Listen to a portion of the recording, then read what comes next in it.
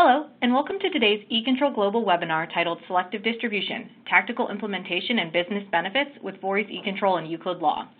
Before we begin, I wanted to cover a few housekeeping items. At the bottom of your screen are multiple application widgets you can use. All the widgets are resizable and movable, so feel free to move them around to get the most out of your desktop space. If you have any questions during the webinar, you can submit them through the private Q&A widget without disturbance to the program. We will try to answer these at the end of the webinar, but if a more detailed answer is needed or we run out of time, it'll be answered later via email. Lastly, if you are having technical issues, you can find answers to common technical troubles located in the Help widget at the bottom of your screen, or you may submit a question via the Q&A widget. An on-demand version of the webinar will be available approximately 24 hours from now and can be accessed using the same audience link that was previously sent to you. And now I'd like to turn the call over to Darren Garcia, partner of Vorys eControl. Hi, everybody. On behalf of myself, Beckett McGrath, and Sarah Long of Euclid, thank you for joining the webinar today. We have a lot of material to share with you on the topic of selective distribution and the tactical implementation and business benefits relating to same. Our agenda today is going to cover off very briefly on who we are, then dive into what exactly is selective distribution, the market trends and dynamics that are pushing more and more brands each day to consider selective distribution as they seek ways to achieve lawful sales control in Europe, and then to dive into the eControl selective distribution solution for brands operating in Europe. And we'd like to begin with defining eControl. What is eControl? eControl is the process through which brands exert control over their online sales to ensure high-quality distribution and protect brand equity. And as we sit here today in the midst of the COVID-19 pandemic, with e-commerce booming and online marketplaces taking an ever-increasing share of e-commerce across the world, including in Europe, brands of all types, in B2B categories, B2C categories, all across the product spectrum, are being disrupted by online dynamics and seeking ways to achieve online sales control. And we at Vorys eControl exist to provide multidisciplinary, holistic solutions for brands that allows them to achieve online sales control in a way that drives business value, protects brand equity, and increases growth for the long term. We've received a number of awards, have a large dedicated team to this issue comprised of various professionals, legal, business, technologists, data analysts, investigators, all focused solely and exclusively on how do companies achieve online sales control. And as e-commerce begins to span the world and becomes increasingly important for brands of all types, our clients asked us years ago to begin exploring what is possible in other regions, in other countries, and first among those was Europe and the various countries comprising the European Union, European Economic Area. And so we turned to our colleagues and friends and eControl Global Coalition co-founder, Euclid Law, to help us to guide our brands through online sales control issues in Europe. So Beckett, I'll let you introduce Euclid and then get into a bit about selective distribution. Thanks, Darren. Hi, everyone. So as Darren mentioned just now, we're a competition specialist law firm based in London and Brussels, advising on EU and UK competition law. And personally, just to give you a bit of background on myself, I mean, I've been advising on competition law for a few decades now and have advised specifically on selective distribution, everybody from luxury brands through startups, through marketplaces, and leading online retailers. So I've seen all the angles. So like any good lawyer, I've got to define my terms. What is selective distribution? We'll come back to this in more detail later, but the key idea is that a brand will distribute only through a closed network of authorized sellers, so a club, if you like. And the key permitted restriction is that everybody within that club is prohibited from selling to anybody else unless that person is also a member of the club, an authorized seller or an end user. And that means you know that the products are only sold by people who are invested in promoting the product, because in order to be in the network, sellers have to show that they are able to present the product properly, that they're able to explain the product to customers and ensure they adhere to brand guidelines. Now, that's a concept that's familiar in a lot of countries, because generally all brands want people to sell their product in the appropriate way. But the key additional element in selective distribution, as it's implemented in Europe, is that you can stop sales being made outside that group. And also it can help to enforce directly against unauthorized sellers who may have got hold of your product through somebody in the network breaching that agreement and selling it to someone who they shouldn't have sold to. And say it's specifically recognized and permitted in European law with long-standing case law. And interestingly, just to give you a potted history, the EU is ultimately all about creating a single European market where products, goods and services move freely within the EU and the wider economic area, European economic area. Now, traditionally, brands and other companies tended to use a nationally based distribution model, and there was tension there between exclusive territories where that was allocated to different distributors, Germany to one, France to another, and so on. And that's broken down increasingly, partly through European cases and legislation brought by the European Commission, actually breaking down those barriers and facilitating trade between member states, but also, and more importantly for today's purposes, by the growth of online retail, which really makes these national borders less and less meaningful when consumers can just go online. And as a reaction to that, a lot of brands have been adopting selective distribution instead of a territorially based exclusive distribution model. And this is just a quote from the European Commission, a recent report they put out, really recognizing this and saying selective distribution is generally preferred over exclusive distribution as it allows brands to achieve the same benefits while reducing costs and allowing better market coverage. This is a wide phenomenon. So as it says there, what are the real benefits? It incentivizes investment by the resellers. It means that they don't have to be concerned that their investments in brand promotion, in in-store materials on a good website, that kind of thing, are undermined by unauthorized retailers free riding on that investment, because those unauthorized retailers should not be able to get access to the product. And that enhances the brand image. It gives a direct lever for the brand to make sure products are being sold in the right way, using the right materials, the right information. And as I said, it can help with enforcement against unauthorized sellers. And the basic idea is that it's good for competition because it encourages investment in brands, and that enables brands to compete with each other more effectively, and it also encourages enhancements of the consumer experience and sort of non-price factors of competition, which are very, very important, have always been recognized as very important in competition law. So I think, Darren, back to you now. Thank you.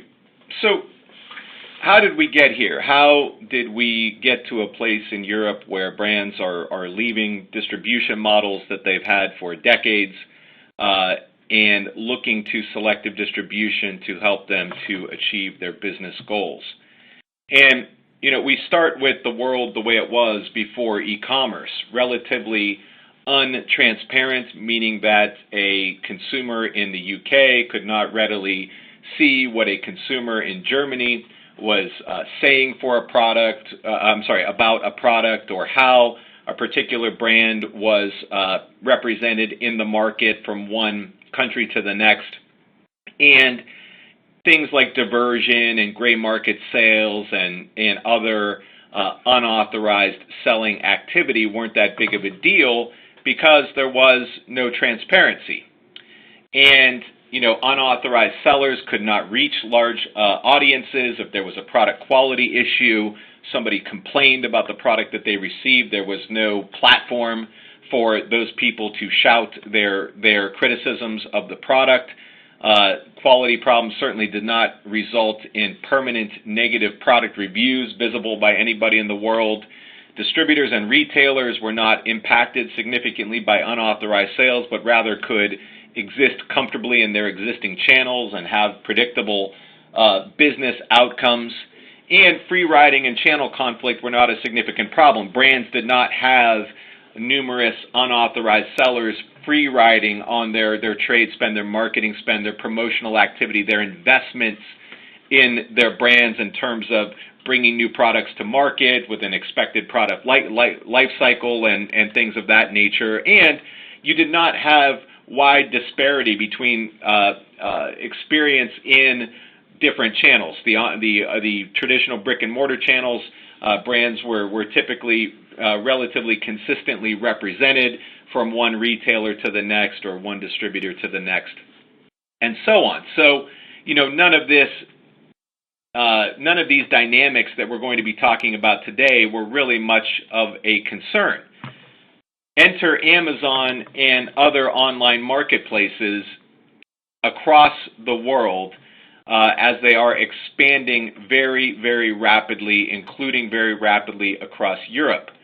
And, Amazon is by far the largest marketplace in Europe. Others, eBay a distant second, and then you get down to relatively small, more localized regional marketplaces and things of that nature. But so Amazon is truly the 800-pound gorilla in the market and the platform driving the disruption that brands all across the world are feeling. And so why are they being disrupted? Well, Amazon and marketplaces in general have brought to bear a number of new forces that are unlike anything that has beset retailers and distributors, B2C, B2B, whatever category you're in, unlike anything that's been seen to date. And so we see now the most visible channel in the world, a giant poster that sits atop the world and tells everybody what to think about your products, what to pay for them. It's fully transparent.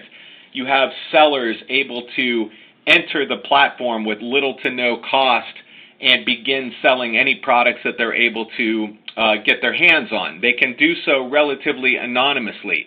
The marketplaces have dynamic pricing algorithms that scrape the market wide and adjust pricing on a minute-by-minute basis in many instances. And given the open nature of these marketplace platforms, you have hordes of unauthorized sellers who before, the brands did not have to worry about, but now are actively seeking ways to source product that they believe that they can make some margin on. Obviously, they can be very happy with very little margin because they have no overhead, they have no brick and mortar stores, they have no dealer networks that they have to support, they have no sales teams they have to train. All they need to do is get products and get them into Amazon warehouses. And the people that are studying these factors have concluded that the speed and reach with which online marketplaces are disrupting the brand manufacturers and brands really the world over, including in Europe. We just saw an announcement yesterday, I believe, in the news that Amazon's moving into the prescription drug and pharmacy space and looking to disrupt those well-established channels. And so really there is no vertical that is safe from this disruption. Just when you think, oh, my products are too big or they're not attractive or, there's certain regulatory issues involved, Amazon will be knocking on your door and looking to come in and play in your space. And so the takeaway from all this is that business as usual is really no longer an option, because under traditional distribution methods that brands in Europe have gone to market with for a very, very long time, exclusive national distribution, for example, leaves brands with fundamentally no ability to control downstream resellers and no ability to enforce against unauthorized resellers. Okay? And so what happens?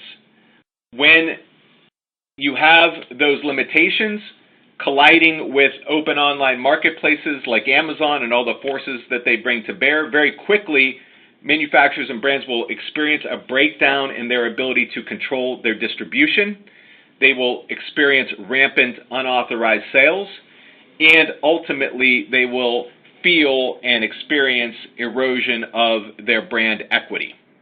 And the only way out of this dynamic is for brands to step up and engage in the self-help necessary to break this cycle. So, brands, if you start at the 2 or 3 o'clock hour on this wheel, if folks on the phone have heard us speak before, you've seen us talk through this cycle. But basically, you have brands going to market in offline channels. You have traditional business practices at the distribution and retail level, whether that's volume discounts, incentives, distributors supplying, perhaps some unwanted sellers, and taking advantage of the incentives that they receive. You have products then ending up in the hands of diverters in huge quantities, okay? And then the diverters turning to selling on e-commerce platforms because it's the easiest route to market, truly no investment necessary of any substantial degree, ability to make razor-thin margins and just maintain positive cash flow, and really disrupt the brand's entire channel ecosystem. Very quickly, once you have a number of sellers selling your products on the platform, you've lost control. Brand equity degradation soon sets in, and then you have retailers, distributors, marketplace expert sellers, and other really strong partners all of a sudden not wanting to invest in your brand. You have platforms, e-commerce platforms, Amazon and others, wanting chargebacks or margin guarantees or additional co-op spend or some way to be made whole by virtue of what the money that they've lost due to erosion of your brand. And then harm to overall sales growth. When your brand is out of control online, retailers aren't particularly excited about it. It loses its luster in the market, and all of a sudden sales start to decline. And so this is the cycle of diversion, confusion, financial harm that will befall brands if they do not appropriately set themselves up in the face of and be ready to meet this online disruption. And so, you will be harmed significantly in terms of your brand value, your brand image, your brand equity, your sales growth, if your channels are not strategically and holistically evolved to account for online disruption today. We've seen it, I'm obviously in the U.S., you can tell by my accent, but we started here in the States, which is just several years in front of the European market in terms of e-commerce penetration, marketplace penetration, and what you see is just about any company of any level of sophistication realizing this and accounting for it by now here in the States. Certainly the early adopters were only looking at this stuff 5, 6, 7 years ago, and now in Europe, we used to Sarah and Beckett and I used to get a call maybe once a month or so, rewinding back 2 or 3 years, and now we are having multiple calls a week with brands because brand leaders, certainly e-commerce leaders, and then even more importantly, leaders across the broader business are realizing that the marketplace channel will very quickly become the tail that wags the dog across the brand's entire business if they don't get control. Okay, so how can companies get control? We get it, it's important, we want to think about it, we want to do it. How can we do so lawfully? And the first point that we want to leave you with today on the notion of how to do this is that achieving online sales control requires a holistic solution-based approach. There is no monitoring technology. There is no scary letter. There's no magic policy.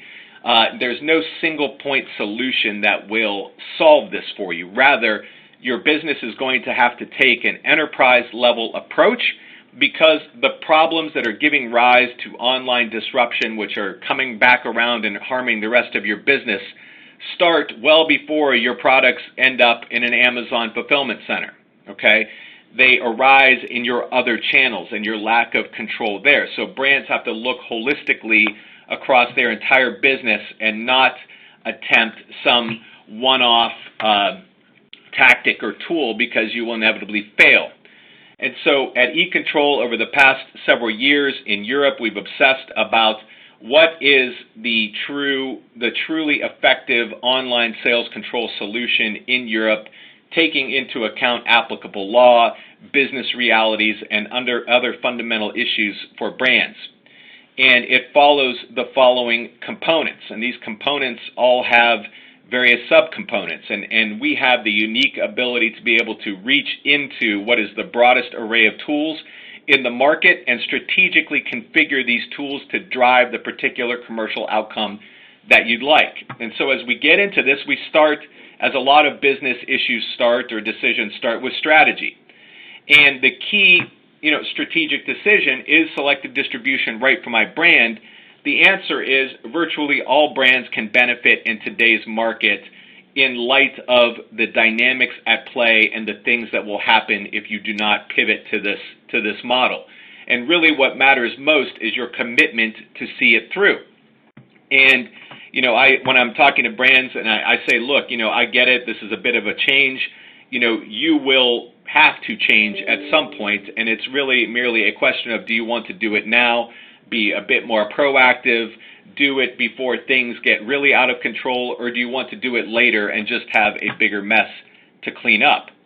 And so when we think about the strategic considerations, once we've decided that, yes, we want to explore this for our company, we begin by saying, what are going to be the key KPIs? What are going to be the KPIs that are most impactful to getting to the commercial outcome that you want?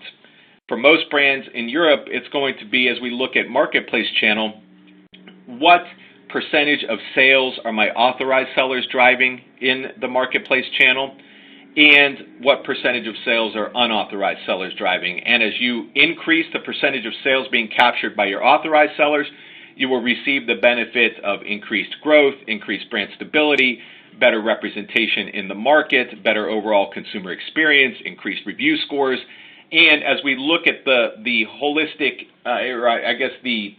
the circular nature of all of this, when you have that online picture to show, when that's how your brand is being represented to the market in the channel that is most visible across the region, that's what's going to benefit your brick and mortar channels as well. And so those KPIs, getting those KPIs right, are critical. It is not really that important how many unauthorized sellers you remove or how many violation notices you send or vanity metrics like that. What matters is what percentage of your sales are being controlled by the customers that you want to be selling in the particular channel. Next, we have to consider, what are my existing distribution model, what's my existing distribution model, relationships, agreements, etc. What needs to be unwound or amended in order to bring selective distribution to life? Then we get into, what is your market share? The lower your market share, the more commercial flexibility you're going to have to set up your selective distribution system and the applicable criteria. Beckett will touch on that in a bit. What is your online marketplace distribution strategy, and then driving key stakeholder alignment. And so as we get a bit into further into all of this, I kind of beat myself to the punch here, but getting back to the KPIs, this will allow us to see what are we driving towards and what levers do we need to pull vis-a-vis the design and setup of your selective distribution to move the KPIs accordingly. It's very crucial to understand where are we trying to go when we begin to put the foundation in place that Beckett will talk through with you. And so, again, moving through the existing distribution model and relationships, this is a critical first inquiry. In early days, we'd get started with brands, and they would not have fully analyzed this, and there'd be wrinkles and things down the road that would slow things down. So you want to start with, okay, how exactly are we going to market in our markets in Europe today? Are there any governing documents? What do those documents say? And how can selective distribution be appropriately woven into your current situation? Talking about market share, and I'll let Beckett address this a bit further, but essentially 30% is the magic number under European law. Brands with under 30% market share at the product level have a greater commercial freedom with respect to the criteria that are possible, the requirements that they can set for people, entities to be able to sell their products. As you get over 30% in market share, selective distribution is certainly still possible. However, brands must be much more intentional and cautious about appropriately structuring their criteria and making sure that you're not running afoul of any requirements under European law. To spend some time here on online marketplace distribution strategy. So this is a key strategic question. This is the classic, do we want to be 1P, 3P on Amazon? Do we want to sell to Amazon? Do we want to sell through our own storefront? Do we want to sell through an exclusive third-party seller? How do we want to go to market on Amazon? Because again, this will inform much about the broader structure of your selective distribution system, and your choice here will dictate a lot of the upsides and downsides that you will have, or the pros and cons, or the challenges and opportunities that you will have across the whole of your business, because each Amazon go-to-market strategy, 1P, 3P, hybrid, all come with their unique challenges and their unique upsides for brands. And so we would have to understand that. We're happy to talk you through that, but then design around your ultimate choice here so that your go-to-market strategy has the opportunity to be appropriately defended. And as we look here, just to give some basics on this, if anybody doesn't live in this world every day, this chart reflects the intersection of control and involvement by a brand across the various common Amazon distribution models. So you'll see down in the lower left, brands that have a number of resellers with no brand guidance, or brands that are wholesaling directly to Amazon 1P, are going to have very little control of their destiny in the channel, but also have to have very little involvement. As you move to the top and to the right, through the more 3P models, exclusive reseller, brand reselling themselves as their own third-party storefront, more control is certainly achievable, but requires additional commitment and work by the brand. And so where on that spectrum you want to be, is a key strategic decision. Then the notion of key stakeholder buy-in and alignment. And again, as we, in the early days of doing this here in the States and then in Europe, we would start off working with e-commerce teams, and they are all very excited about this because they want to protect the brand online. They want to grow their sales, their numbers, and they understand that the key to doing that is having their authorized seller driving sales in the channel. Okay, but oftentimes they would not bring along key functional stakeholders around the rest of the business.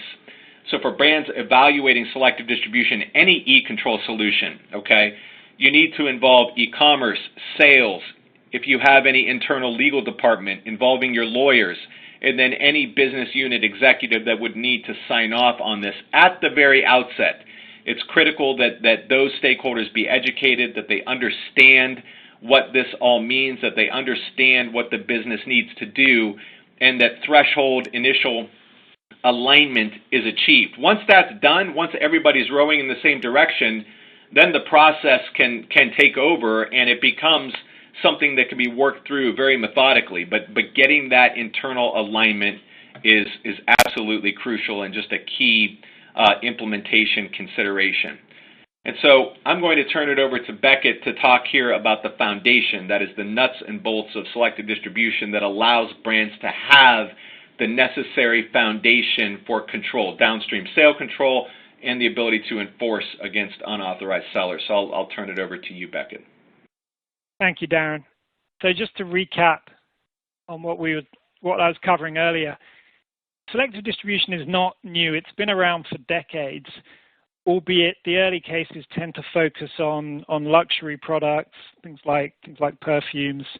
But it's really applicable, as Darren said, to any consumer brand. And it's based on this idea that it's a good thing to ensure a high-quality retail experience, and that enhances the brand, and it encourages inter-brand competition.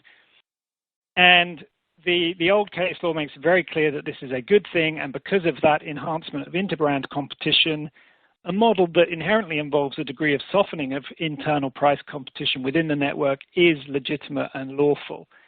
And without getting too much into the law, this legal safe harbor here, it's what we call the Verticals Agreement Block Exemption Regulation, or VEBA, you may hear that referred to sometimes. That defines a very generous safe harbor for any brands that fall within this 30% market share threshold. As long as both sides do, the retailer and the brand, then it's almost a case of anything goes. You can't have resale price maintenance, you can't set retail prices, but you can have pretty much any criteria you like, subject to one point I'll get onto later. And the European Commission has confirmed it applies to any product. So sometimes people get a bit confused because they think this is all about luxury products and that you have to be really, really careful about what your criteria are and who you admit, and you have to admit everybody who meets those criteria. That's only the case if you're trying to stay outside competition law altogether and you're not relying on this safe harbor. And for most cases where the market shares are low, which is generally the case in this kind of market, then you can rely on this safe harbor and you've got a lot more freedom. And as I mentioned just now, the two main elements are the brand says, I'm only going to sell products to authorized sellers, and I'm going to set out criteria that those sellers have to meet, generally qualitative criteria, like you have to have appropriate salespeople, you've got to have a high quality retail environment, you've got to have a good website, all that kind of thing. What quantitative means effectively just means anything to do with numbers. So it could be that the brand has a set number. It'll just say, well, even if you meet those criteria, we're only going to have 10 members of our network. And once we get to 10, it's full. That's a quantitative limit. Other types of quantitative limits say you're only going to be allowed into our network if you sell at least 100,000 euros worth of product every year, or you've got a minimum store size of X square meters. And as I said earlier, the key thing is then everybody within the network is prohibited from selling to unauthorized resellers within the territory where the network, covered by the network.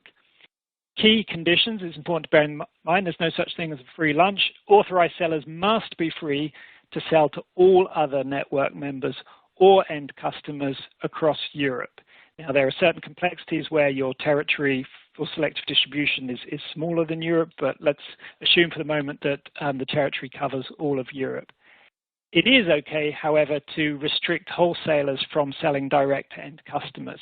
And that's important because I think one of the issues we come up with a lot is wholesalers who are paying wholesale prices are then going on to online marketplaces like Amazon or eBay and diverting those products straight to end users. And it's completely acceptable in European competition law to ban that outright under the selective distribution agreement.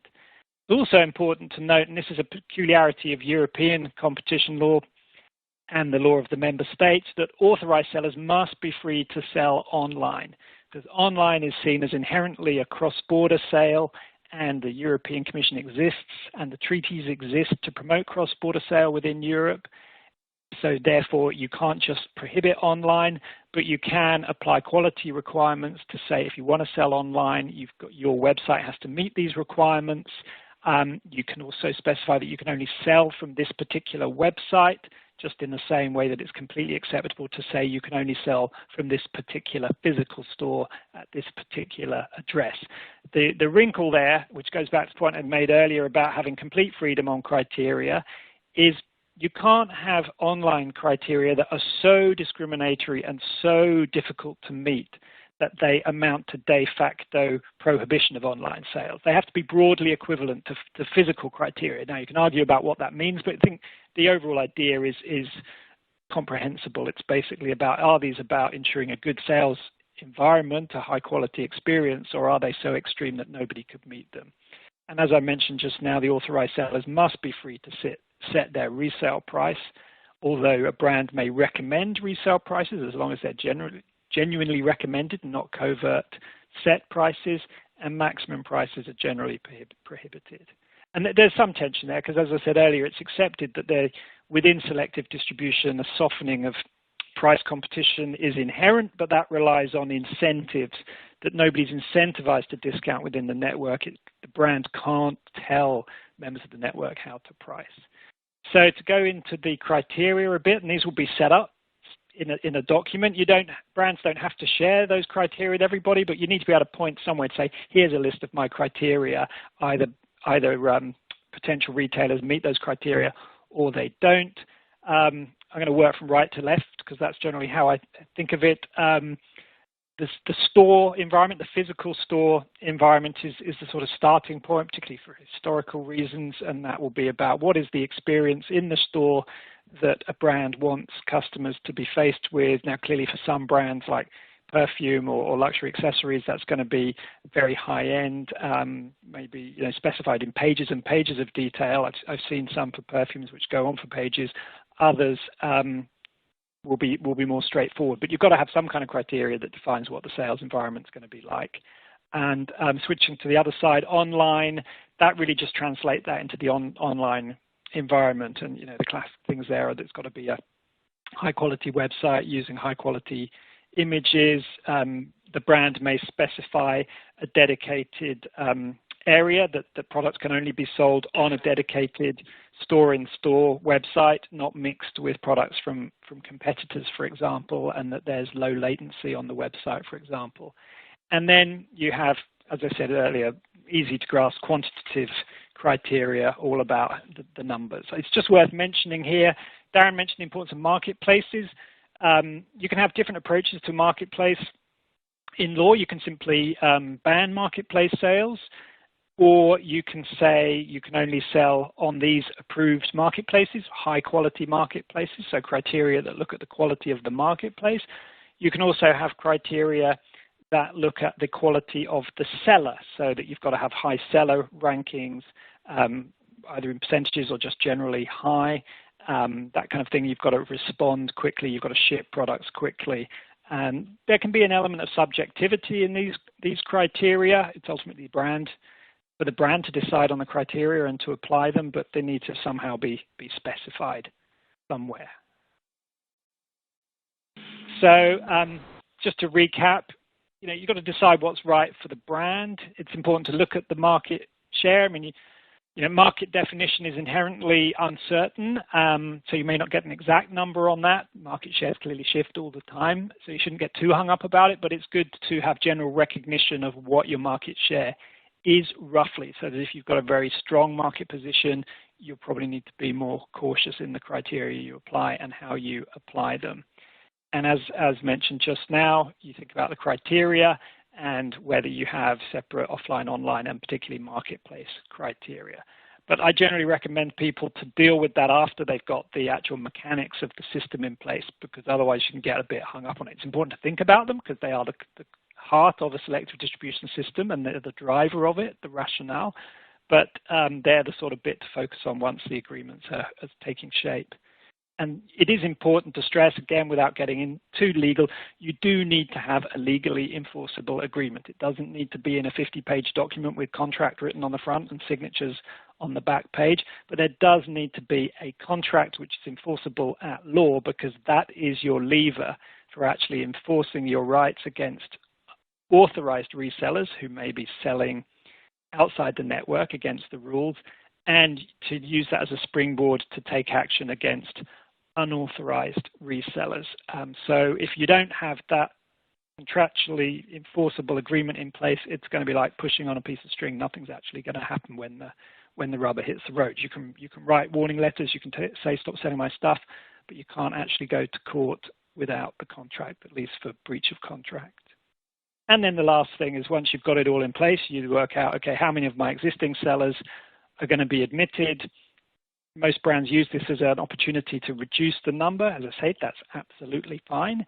And some will be admitted, others won't be, and then you just have to have a process going on over time. And it needs a certain amount of policing, management, and a key thing to bear in mind, which we haven't really focused on, but it's important to think about for anybody rolling out a selective distribution arrangement is, are you the brand going to do it all yourself? Are you going to decide who do I let in and sort of be the guardian of the list? Because it's fundamental to selective distribution that you know who's in and who's out, and that your distributors know who's in and who's out, because otherwise they don't know who to sell to and who not to sell to.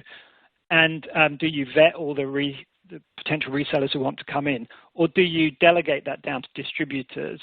Pros and cons, clearly, if you do it yourself, you could be managing hundreds or thousands of relationships. That's a lot of work. So some brands like to delegate that down.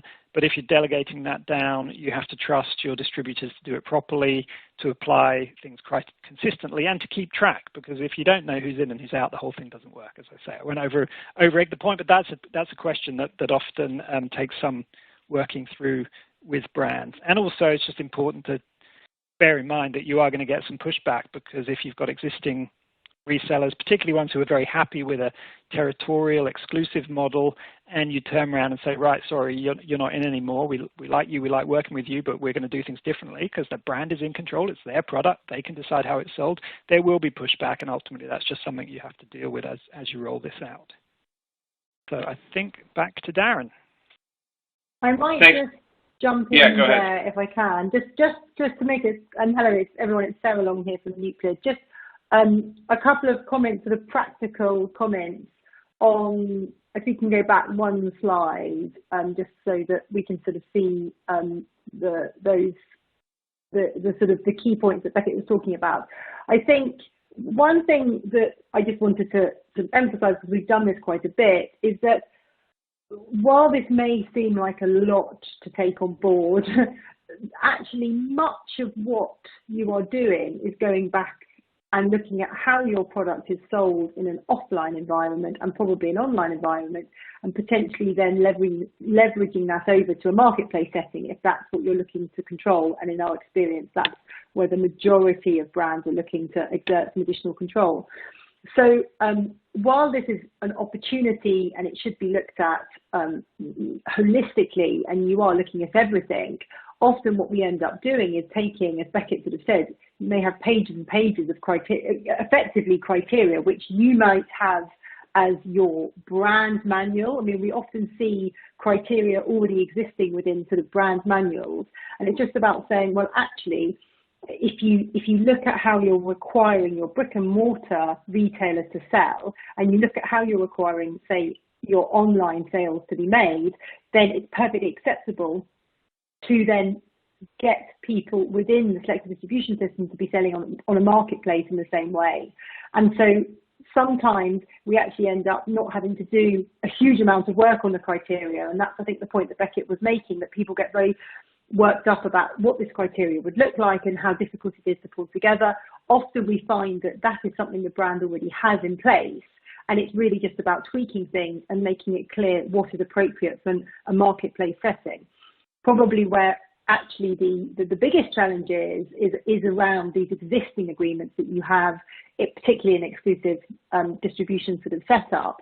And so that's why having a very realistic view of what relationships you want to continue with and which relationships you do not want to continue with is really important as you're going through even the strategy phase. I would say that actually, although this sort of, as Becca says, the rubber hits the road when you're starting to send out contracts, but actually thinking about who will be in and out is really important at the strategy phase. And if you have got existing exclusive agreements that need to be wound down, or that have longer periods of time before they expire, that's just something else to bear in mind. So that was a little point I wanted to add in. Thanks, Sarah.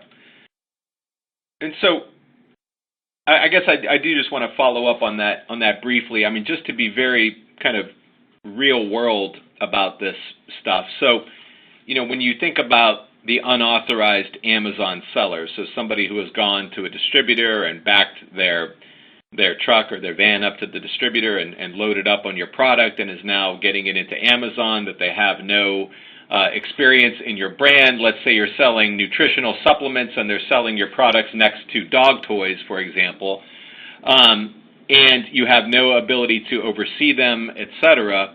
This is where your ability to curate your criteria allows you the ability to enforce ultimately against that unauthorized seller. So you may say, with respect to your marketplace criteria, okay, anybody that is selling my stuff on marketplaces, I have access to their Seller Central account. They have to have a seller rating above X. They have to have a defect score below Y.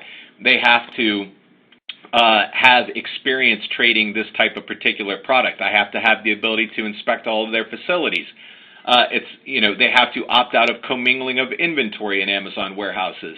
And, oh, by the way, I only have 3 or 4 or 1 or whatever the number is authorized marketplace sellers, and they're not it, okay? And so your ability to curate those criteria to protect your go-to-market strategy is one of the key benefits here. And ultimately what will allow you the ability to enforce against those unauthorized sellers here as we talk about enforcement. So that's just kind of carrying the theoretical to a bit more just day-to-day with what the people on the phone are likely dealing with. So getting to enforcement. So we have our strategy, we have our foundation. Now we are able to move into what gets everybody excited, enforcement. So how will we enforce against unauthorized sellers? eControl runs a 360 enforcement process, 360 marketplace cleanup. We call it that because we can attack this from all angles. First and foremost, monitoring and seller ID, being able to monitor the marketplaces to track sellers by the volumes of sales that they're driving so that we can understand how disruptive are they. Do they merit our budget and our attention to enforce against them? Completing any identification necessary and then prioritizing them vis-a-vis, again, their level of disruption that they're causing. In addition, we can pull in your sales data, begin to run regression, begin to match it up to our seller database to understand where might their source likely be, okay? And to work that through from a data analytics perspective so that in an ideal world, these things can be cut off on the front end. We will certainly leverage any marketplace takedown tool that might be appropriate. Perhaps, they've created rogue ASINs. Perhaps they are, misrepresenting something. Perhaps, there's some type of actionable infringement that the marketplace will act on. Not always the case, but we'll take it when we can get it. Then finally, the legal enforcement tactics, which I'll go into here in a bit more detail, and we'll sort of let the other two go in the interest of time. But what selective distribution will allow you to do once it's implemented, and you have set those criteria, and you have resellers that don't meet those criteria, and that are disruptive to your go-to-market strategy, we can begin the workflow that it allows. So number one, identifying the unauthorized seller and the products that they're selling. Okay, so this will, again, we monitor, determine if the sellers are known to you. If they are, you can have a business-to-business conversation. If they're not, we can go out and try to identify their product sources, cut off their sources if need be. But let's say that we can't and we have to go and enforce directly against the reseller themselves. We will begin with some form of typically what we refer to as soft enforcement, explaining to the unauthorized seller that you have selective distribution to the extent that you have a system that's mostly qualitative. We'd say, hey, these are our criteria. If you can meet it, you're welcome to sell our products. We'll determine if you do. Here's your application, and wait to see what they say. And if they're, if you have quantitative restrictions and things like that, being able to say, hey, thank you for your interest in our product. We have selective distribution. We're not admitting any new sellers at this time. But certainly if they were ever to be allowed in, they would have to comply with all of your criteria, disclose their sources, and other types of things of that nature. Let's say, though, that is not effective, okay? So they don't listen. They don't go away. We can leverage the legal benefits afforded by selective distribution to pursue escalated legal claims under various national law regimes against the seller directly themselves. And so it becomes a process then of understanding where the seller is located, what type of law is going to be applicable, and then going towards them with a formal cease and desist process, leveraging the national law. And then to the extent that they still don't comply, certainly you always have the ability for as-needed legal enforcement, i.e. litigation, which is is relatively rare. Across eControl, I think we've done something like 80,000 plus enforcement actions and only have had to file something like 150 or 60 lawsuits. So most brands are able to achieve their desired level of control well short of any escalated legal enforcement. And so this is the power of selective distribution as it relates to unauthorized sellers. So it affords you the ability to curate your authorized selling channels the way that you'd like, and affords you the ability to enforce against indirect unauthorized sellers where otherwise you would have no basis to stop them and that they would wreak havoc with your brand. So a word about diversion diagnostics and root cause mitigation. We've put a lot of resources into this, And this is essentially being able to, if you're in a situation where you've set up your selective distribution, we're going out, we're enforcing, and we're taking removing sellers, but as fast as we can remove them, new ones are coming on. You can be sure that there is some significant leak in your channel, okay? And then it becomes a business decision. Do you want to be enforcing aggressively at the back end, indefinitely, or do you want to understand where those leaks might be and see are there steps that you can take to plug them? So it's going to be some form of offending retailer, liquidation practice, distributor, promotional practices, affording arbitrage opportunities and things of that nature, and working with you to understand what types of corrective action might mitigate that unauthorized product flow. And so, we do that enforcement, end-to-end enforcement, and it's just a critical part of the solution.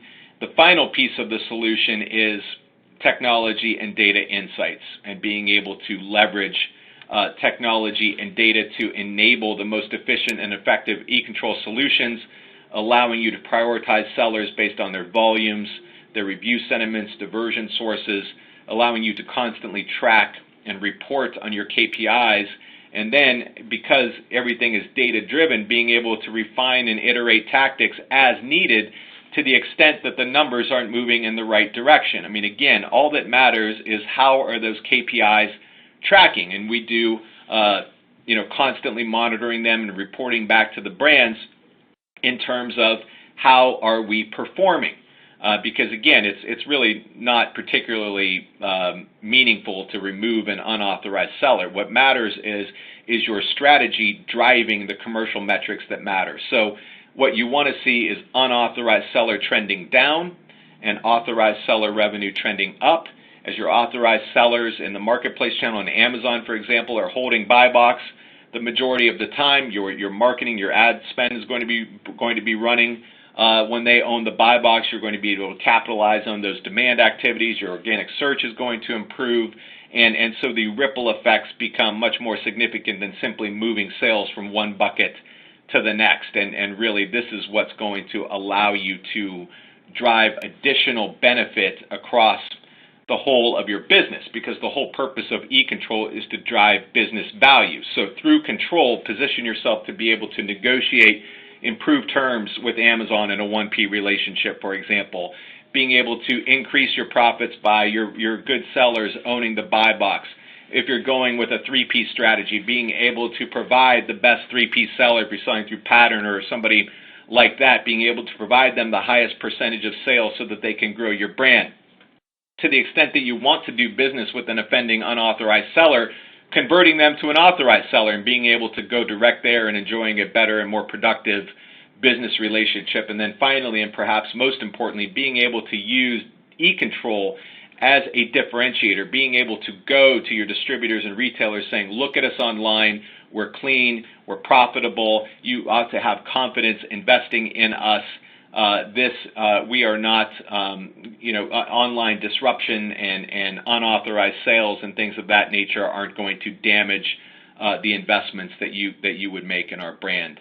And, it's really, today it's become, when sales teams go and call on distributors and retailers for brands, it's really who's reaching for their phone first. Is it the buyer or the sales team? And that's, that's going to be reflective of who has the power in that conversation.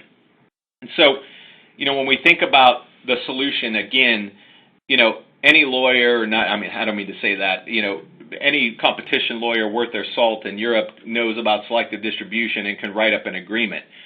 What's key is, do you have a holistic end-to-end solution from strategy, developing your plan, setting your criteria to drive your commercial goal? Traditional lawyers may know a lot about selective distribution and brick-and-mortar criteria. They will not understand the interplay of marketplace and online dynamics and how those fit in to the process. Being able to get your agreements prepared, being able to get them disseminated and implemented in the most effective way. For example, using click-throughs like iTunes does. I accept sign-up portals and things of that nature so that you can reach large numbers of customers with your policies, with your documents, and having them give appropriate acceptance so you have something that is enforceable. Being able to then leverage your monitoring, your data to understand who's out there disrupting you so that, budgets being what they are, resources being what they are, you're focusing your enforcement on those disruptors that once removed will allow you to continue to drive your KPIs in the right direction. So that's the type of solution that brands need, not individualized one-off approaches that fail to account for each of the key components to what success is in terms of driving online sales control. Just very briefly, again, about that process, working through that strategy, foundation, enforcement, technology, and data. If you don't have or haven't accounted for one of these buckets, I think it's important to press pause and understand and figure out how exactly you're going to cover off, because invariably you will not have optimized success or even fail if you haven't covered off on one of these. And finally, we're running out of time here, but we recently published, Sarah Beckett and myself published the Selective Distribution in Europe guide, a practical guide for brand leaders. It's available there at the URL listed on the slides. We'll make these slides available too. We're not likely going to be able to get to questions today, but again, we'll make this available. Our contact information is on the slide. Feel free to shoot us a note. There's various wrinkles and nuance certainly that we couldn't cover off on today. We just kind of wanted to give an overview, but we're happy to get on the phone and talk through your unique situation and how you might go about beginning to think about getting selective distribution implemented. So with that, I'll turn it back over to Sarah Wynn. Sarah, do you want to close us out and tell folks where they can or how we can get the information to them? Yep, absolutely. Thank you for joining us this afternoon for the presentation on selective distribution. You will be receiving a recording of the webinar, and you can use the link that was previously sent to you to watch it on demand. We will also have the PDF version of the presentation deck available, and we will send that to all attendees. Again, thank you for joining us today, and this concludes our program.